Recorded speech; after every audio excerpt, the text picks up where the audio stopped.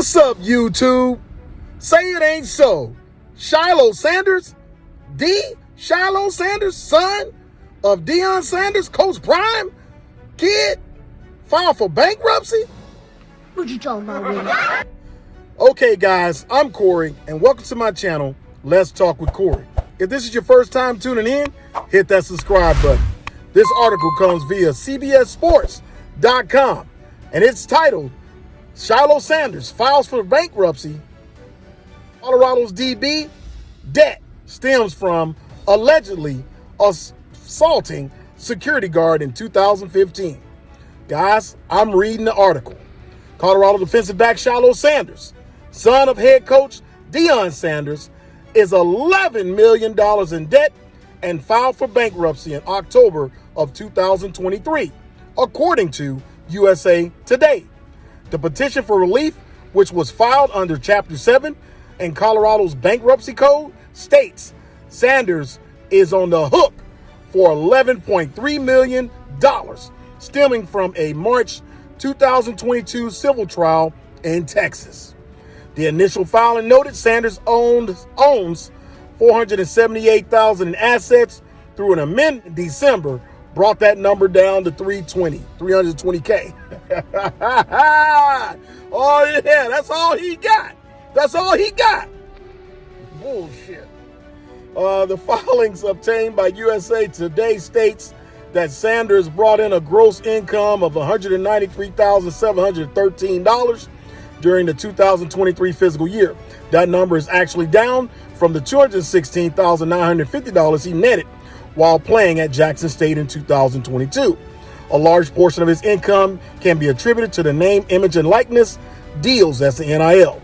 Sanders reported a Mercedes valued at almost $76,000, but is a far cry from some of the NIL projections that external metrics have placed on the Colorado Star. Here's a look at the lengthy legal battle that brought Sanders to this point and what his bankruptcy filing could mean. All right, so he in such bad shape financially. Now, of course, he's his own man, regardless of who his dad is. But come on. Seriously? Says legal trouble stem from a high school incident. John Darjean, a former security guard at AAA Academy in Dallas, Texas, filed a lawsuit against Sanders and his family in June of 2016. The suit alleges that in 2015, Sanders, who was 15 at the time, a kid, a minor, assaulted Darjean after Sanders refused Darjean's request to turn over his cell phone. Court documents obtained by Westword claim Sanders slammed his elbow into Darjean's chest and continued to hit Darjean after he fell. Darjean was taken to the hospital in an ambulance. Darjean alleges he sustained severe and permanent injuries, including a broken neck, damage to his cervical spine, permanent neurological injuries, and irreversible incontinence. Sanders' parents were included in the suit, but eventually dropped from it after winning a summary judgment against Darjean in January of 2019. This is according to USA Today. In 2020, Sanders' attorney asked to withdraw from the case when it became clear their client, who was a redshirt freshman in South Carolina, could no longer financially afford their services. He couldn't, but his dad could. Okay, but that's another story. Allegedly. Trial dates were constantly delayed until 2022, when the court decided to convene and hear Darjean's case. Further states that Sanders missed crucial dates. According to the USA Today, the Dallas County-based court attached to Sanders' trial noted that it had no updated mailing address for the defendant, Shilo Sanders. It attempted to send notices to Sanders in February of 2022 of a trial date set for March, though it used an address listed in South Carolina, where he hadn't resided on a permanent basis since 2020.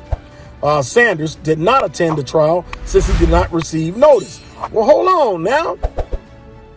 Come on now. There's more ways to get in touch with this man than trying to old addresses. I mean, the man got a mom and a dad. Anyway, I digress. And brothers and sisters, I digress. It's court-required documents, so it had to go to him. So I guess. And no attorneys were present to represent him. As a result, the court entered a default judgment in March of 2022 in favor of Darjean, ordering Sanders to pay $11.3 $11.89 million. God damn. Why did Sanders file for bankruptcy? That's a great question. We all want to know. As a petition for relief might suggest, Sanders filed for bankruptcy in an attempt to get his debts either partially or entirely discharged. In addition, Sanders was granted a stay on his payments until Colorado's bankruptcy court could enter a final decision. Chapter 7 of the Colorado Bankruptcy Code states that in exchange for cooperation, full disclosure, and turnover of non-exempt assets, a person is entitled to receive a discharge and eliminate most debts. Non-exempt assets include jewelry, property that is not a filer's primary home, or vehicles with equity, among various other possessions and property the court may deem worthy. Sanders' attorney states that Sanders has been fully compliant with any requirements in the bankruptcy filing thus far.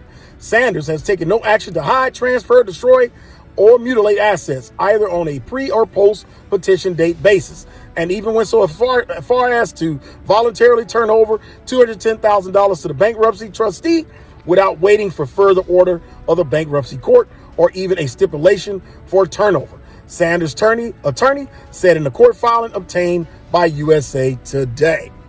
Okay, guys, what's your thoughts?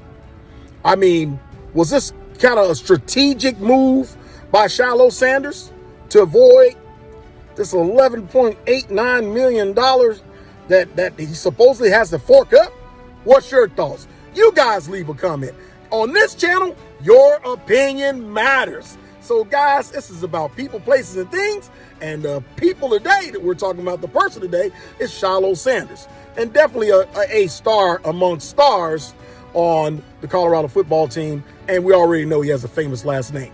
But guys, you leave a comment. And as always, thanks for the pull-up. Let's talk with Corey. Let's talk with Corey out.